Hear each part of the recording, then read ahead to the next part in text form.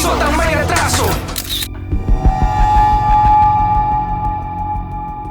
Sex video ng isang menor de edad at kanyang 19 na taong gulang na kasintakan kumalat online matapos ang kanilang breakup. Ayon sa ina ng biktima na si Bernadette, sa isang messaging channel daw nakita ng kanilang mga kaanak ang makalay na video. May mga group chat po yung mga kabataan eh. Nagpapasahan po ng mga sex video po ng mga bata po eh.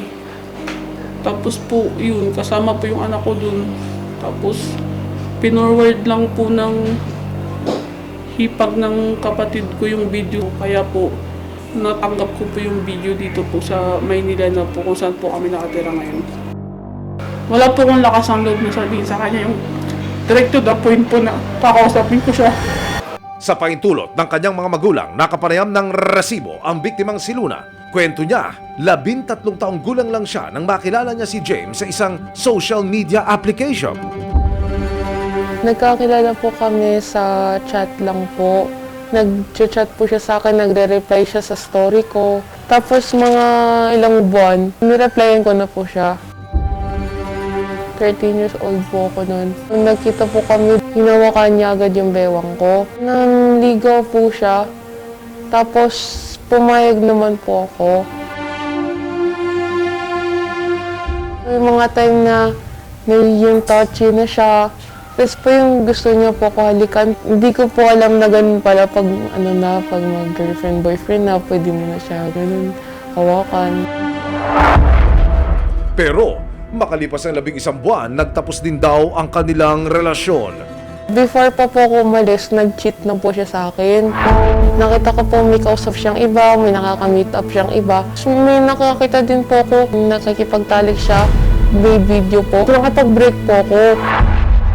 Ang relasyon na nauna ng hinadlangan ni Bernadette, nadagdagan ng panibagong dagok ng kumalat na ang pribadong video ni Luna at James matapos ang hiwalayan.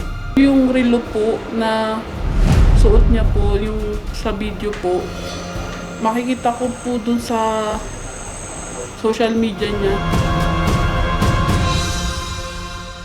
Sana humingi ka na lang ng sorry sa amin, hindi pa rin na tayo mantong sa ganito eh. Hindi namin deserve. Para makuha ang kanyang panig, hinanap ng resibo si James, ang lalaking kasama ng menor de edad na si Luna sa sex video. Siya ang itinuturo ng ina ng biktima na nasa likod ng pagpapakalat nito. Nang matunto ng kanyang bahay, humarap ang ina ni James at ayon sa kanya wala raw ang kanyang anak. Labis din daw silang naapektuhan sa pagkalat ng sex video. Parang haka-haka lang, tapos pinagbintangan na nila na nag-post yung anak ko. Minsan meron siyang mga shared, may mga post siya na yung about sa pakamatay. Siguro dahil siguro sa mga chat-chat siguro nung nanay nung babae. Sa ngayon ay hindi pa raw makakapagbigay ng panig si James. Yung mga rumors lang po kasi yung lumabas na yan eh, hindi po talaga yan siya. Kasi ilang beses ko tinatanong yung mga anak ko, nabi niya wala akong mama, wala talaga akong kinakalat ng mga ganyang video na yan. Hindi naman natin alam ang katotohanan kung yung anak ko ba talaga nagpakalat ng video o kung yung anak ko ba talaga yung nasa video.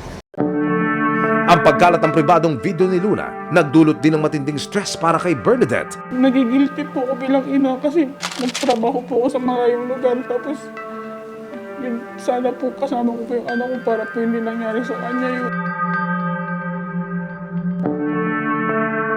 Lahat ng mga ginawa mo sa anak ko, yung pambababoy mo.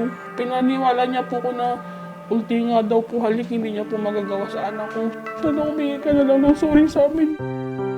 Maging si Luna, nakararanas na ng matinding depresyon dahil sa pangyayari.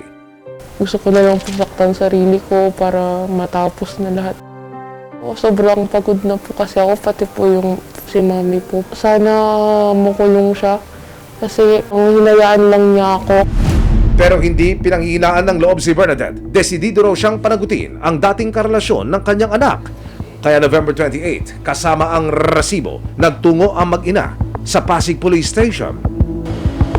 1 taon mula nang maganap ang krimen, formal nang maghahain ng demanda ngayon ang complainant dito po sa investigation section ng Pasig City Police Station. So sa investigation po namin dito yun nga po at nakita naman po natin yung kumakalat na video.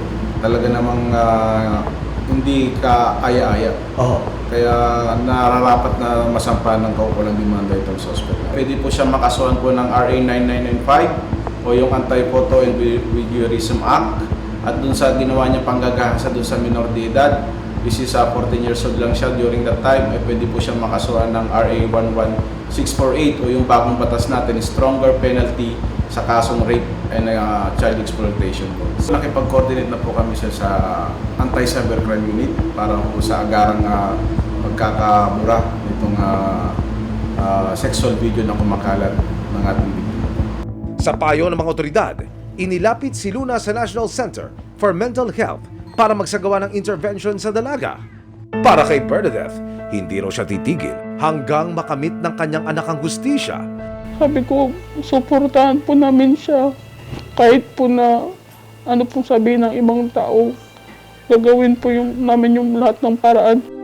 Sa kabila ng matinding pinagdaraanan, harapin daw ni Luna ang mga pagsubok at ibabangon ng sarili sa tulong ng kanyang mga magulang.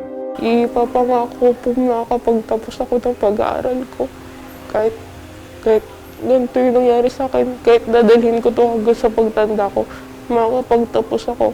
Tsaka ako naman po yung tutulong sa inyo. Ang pagmamayari at pagkakalat ng sex video ng sinuman ay mahigpit na ipinagbabawal. May karampatang parusa ang mapatunayang gumagawa nito ayon sa Anti-Photo and Voyeurism Act.